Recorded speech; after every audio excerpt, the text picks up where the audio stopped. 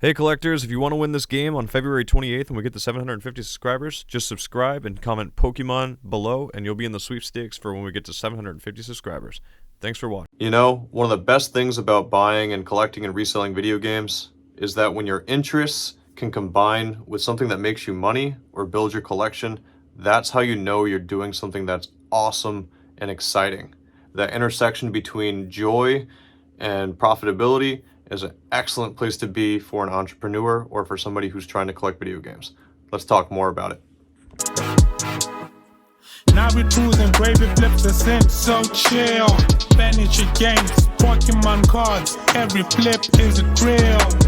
Vintage Nintendo vibes, the treasure to unfold. Dreaming collector's masterpiece, standing silver into gold. Hey there, before we get started, if you wouldn't mind just hitting the like button or making a comment about something, because your interactions with the channel helps the channel grow. Hey, what's up, Gravy Flips family? This is Brian. I'm back for another episode. And if this is your first time to the channel, this is where we talk about buying, reselling, and collecting video games, furniture, and collectibles. I've had probably one of the most busy weekends that I've had in a long time.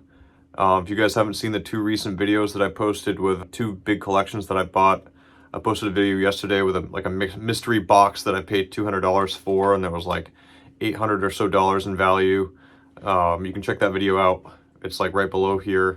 And on Friday, I posted a video of a huge NES, PlayStation 2, PS1 lot that I got. I spent like just under $700 on that bundle, and boy, was there a lot in it. I also had like a complete in-box Atari collection. So if you guys haven't seen the episodes that I posted this weekend, typically when I get a pretty good size, video game collection, I try to just, make a video about it. We unbox it, we look at it, we talk about numbers, and then we just talk video games, because like that seems to be what we like to talk about. I'm just finally catching a breath. My wife's putting down my toddler to sleep, and I've had a long weekend of literally non-stop, probably 12-hour days. Actually, no joke, 12-hour days. Picking up furniture, picking up video games. These are the remnants of the collections that I got this weekend. A few things are from a collection I got on Wednesday or Thursday, I think it was. Or it might have been last weekend. But Sunday nights really are the nights where I kind of like gain my composure and try to figure out like, wow, how did the weekend go? Was I efficient with my time? How much am I going to make on the weekend? Because I work as a teacher, and this is really the time that I have to like reflect on all the pickups that I did. And if you guys don't know, I use a huge dolly that I got for $200 at Tractor Supply, and I have 6 storage units, and I have a Toyota Tacoma and a 6x10 enclosed trailer that I use to pick up primarily couches, sectionals, washers, dryers, fridges, dressers, kitchen tables, things that I know that if I can get them for free or pretty close to free, I can sell them very quickly locally on Facebook Marketplace for like $200 to $300. I really like furniture because it's all local. The price point is really high, and you really don't have to deal with scammers, because when someone gives you cash and you drop off the couch at their house, like you're kind of guaranteed to not have a return shipped back to you. I have my little sticky notes with the things I'm going to talk about. And one thing I'm dealing with right now on eBay is a guy who is trying to return a Pokemon Leaf Green back to me. He sent me a message when he bought it, and he was like 4 days later, he was like, expect payment on Friday. And then on Saturday, he was like messaging me like, yo, when are you going to ship this? Being really aggressive. And then he got it, I think, on like Friday through shipping. And literally, no, he got it on Thursday. Yeah. And on Thursday, he sent me a message and said, this is fake. This is fake. And they opened a return, and then he already shipped it back that Friday. So I'm expecting him to ship me back some like fake one, because that's just how eBay buyers have been lately when it comes to like high value dollar stuff. Like they know that they can just do the switcheroo on you, and you can't really do anything about it. It's a $100 game, Pokemon Leaf Green, but there's really nothing I can do. Normally when I check Game Boys, I have a kit that you can get for like on Amazon. You can open up these cartridges and you can see. But another trick you can do is if you use a light, you can look right under there, and beneath the pins there's a little logo with Nintendo. And in my experience and what I've read online is if you can see that Nintendo mark down there, that's how you know that it's actually like authentic. So you really got to like look right up in here, and you'll see Nintendo's written before the case kind of comes down. So I normally open them up, I compare them, I check the batteries. I don't know how to change the batteries, but then I check the guy's feedback history, and of course he leaves me a negative feedback, right? And I check his feedback that he's left for others, and you can see that the dude's left like 20 negative feedbacks. There's a few green ones of positive feedback sporadically between there, but man, eBay buyers, he probably is going to sell the one that I sent him on Amazon for twice what it's worth, and he's going to send me I don't know what he's going to send me. We'll have to do an unboxing when I get it in the mail. So yeah, as I mentioned tonight, I'm just listing up these games, trying to make back some of the money that I spent, because I'm pretty much almost like $2,000 in. I have some bullet points that I was wanting to talk about, really, like about the state of reselling. I'm not gonna lie to you guys, like right now reselling video games is like incredibly hard to do. I'm spending around $400 to $1,000 per month running some ads on Facebook Marketplace through a Facebook page that I do, and that sometimes gets me some pretty cool hits. I've only had like 1 or 2 lucky finds on Marketplace in the past 2 weeks where I live, and I'm constantly looking. The other thing is like people who are posting on Marketplace, like there's this lady who posted like 5 or 6 consoles with a bunch of games. She was asking $750 for it, so I was like, I'll give you $400, since I was over in New York. New York's just like right down the road from me. And she was like, nope, I'll take $600. And I was looking at the stuff and I'm like, this is really like more than retail. So I don't know where the market's going. I just think that people are like, they're aware that video games have values, but they're unaware of how to correctly price them.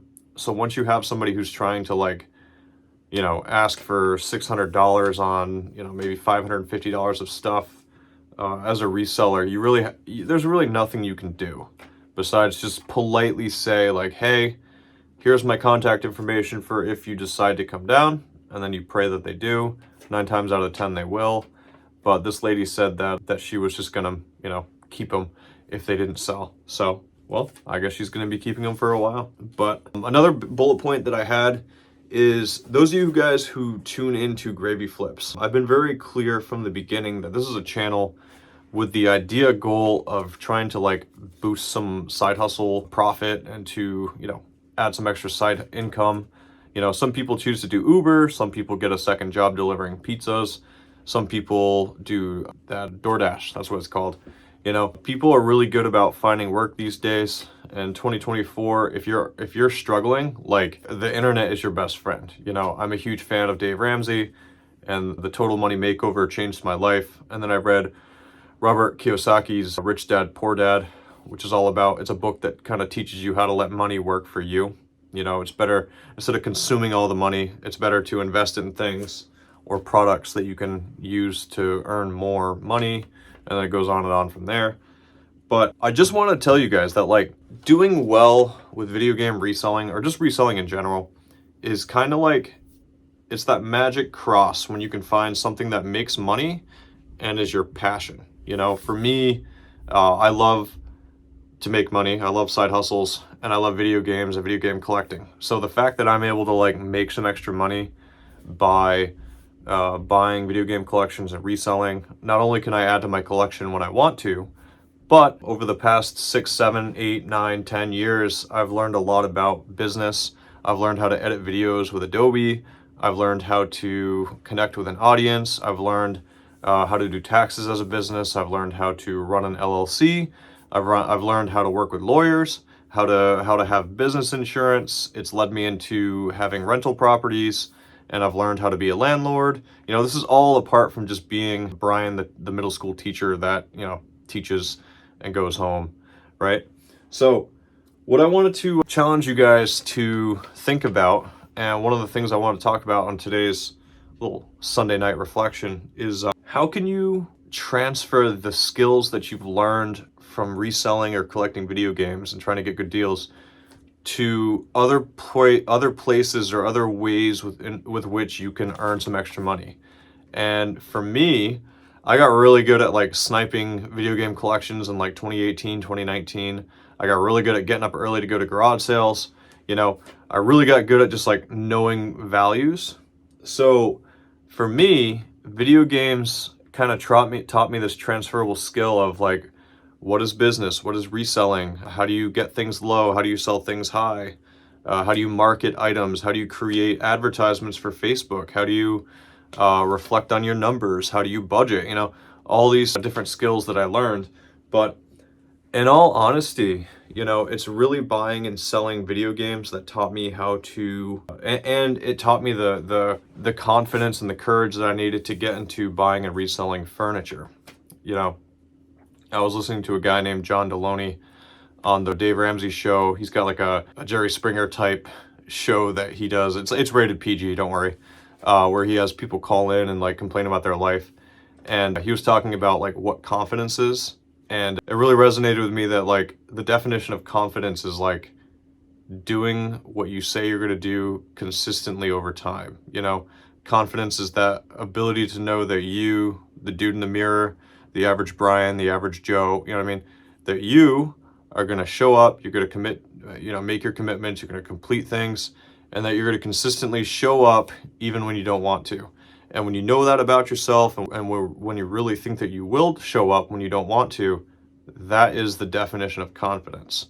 You know, people who are scared to spend the $70 a month to get a storage unit to have their inventory in, whether it's furniture, video games, or collectibles, they haven't built that confidence yet.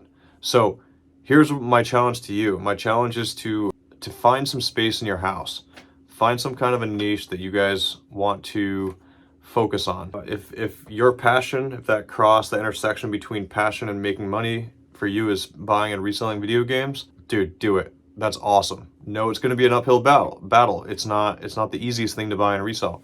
Maybe it's Funko Pops. I saw a collection of Squishmallows on Facebook Marketplace for like $3,600. You know, I don't know what it is for you guys, but for me, honestly, I know that I'm going to show up every day. I've figured this out about myself. I go to work. I have my W-2 job, but on Saturdays and Sundays, dude, over the past like 10 years, I show up to go out there and get those deals. And I'm really enjoying moving on to furniture, because if I pick up a sectional couch, and this weekend I literally picked up 10 sectional couches between Friday, Saturday, and Sunday. Today I had 3 different sectionals, like complete sectionals. I had the bed of my truck full. I had 2.5 stuffed into my 6x10 trailer that has like a 7-foot ceiling. So like, dude, I love sectionals, you know, but when you can get your price per item sale up, right? Like I could sell this Sarge's Hero game for $20, right? But after fees, after shipping, I'm only going to make like $10 on it. And I'm probably in it for like $1 since it was part of that mystery box from yesterday. I'm going to make $9 on this. But if I sell one couch, you know, that I drive 20 minutes to get, I put it in my storage unit, I throw it back on Marketplace, take some nice pictures of it, and I can sell that couch for $250. I mean, I would rather do that all day, because it would take me 25 of these to make up that one couch sale, you know? It definitely is a lot better. Yeah, it takes more storage space, but like, dude, and you do that, you know, 5 or 6 sectionals a week, and you're looking at like $1,500 to $2,000 a week just in couches. We're not even talking dressers or fridges or other things that you can get that sell constantly. I had a guy on Thursday drove from over an hour and a half one way away just to get a washer, because in his area there were no washers or dryers listed. So there's definitely a need for household appliances, you know. So I guess all that comes down to my 4th point, and that is really the importance of diversification.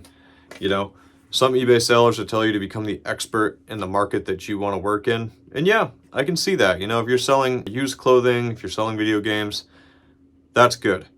Figure out a marketplace to sell in and become an expert on that and have a niche.